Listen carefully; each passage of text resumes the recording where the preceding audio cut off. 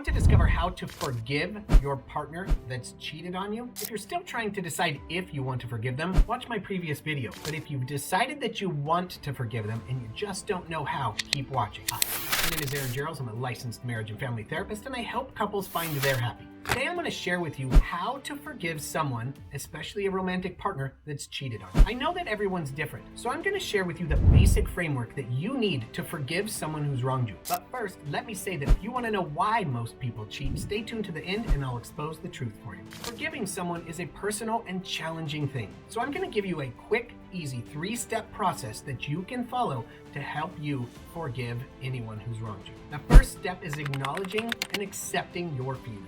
Start by acknowledging the way you feel. Okay, and it might be that you feel angry or that you're bitter, that you're upset, that you're guilty, that you feel something, but whatever it is, don't feel shameful. Understand that the feelings that you're experiencing are natural and common because of the situation you've experienced.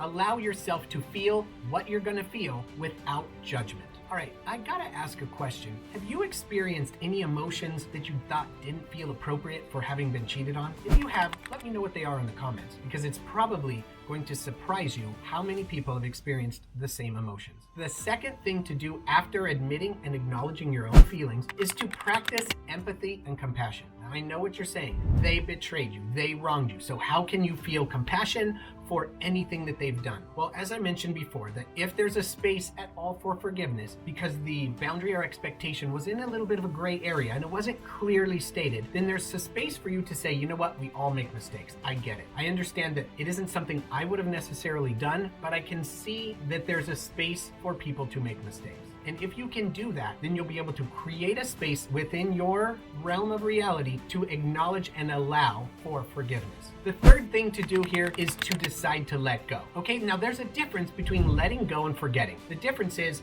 forgetting is pretending it never happened, but letting go is deciding to not carry the negative emotions like the resentment and the anger that you're going to feel towards that other person for the wrongdoing that they did to you. Now, there's no reason that we should have to carry, as the person who's been cheated on, has to carry the burden of the action that the other person did. So when you decide that you're going to forgive and let go, you're simply letting go, you're not forgetting. Forgiveness is a process, and it is challenging and difficult. However, keep in mind that it is beneficial to you to forgive them, not necessarily beneficial to them. What I mean by that is just because you forgive someone doesn't mean you need to reconcile the relationship or even maintain the relationship with the person you were forgiving. Now, you get to decide that on your own, but what you can do is forgive them so that you can release all of the negative emotional feelings so that you're not carrying that into your future. It is going to greatly affect your personal well-being to offer and give forgiveness, even if you don't say it directly to them.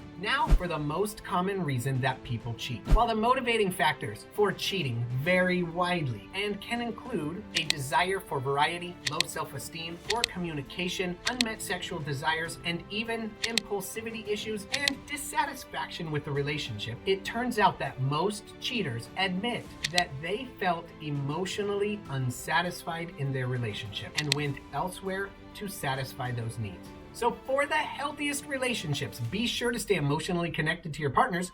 Check out this video on interpersonal communication for more on that. And if you're interested in relationship videos, be sure to like and subscribe.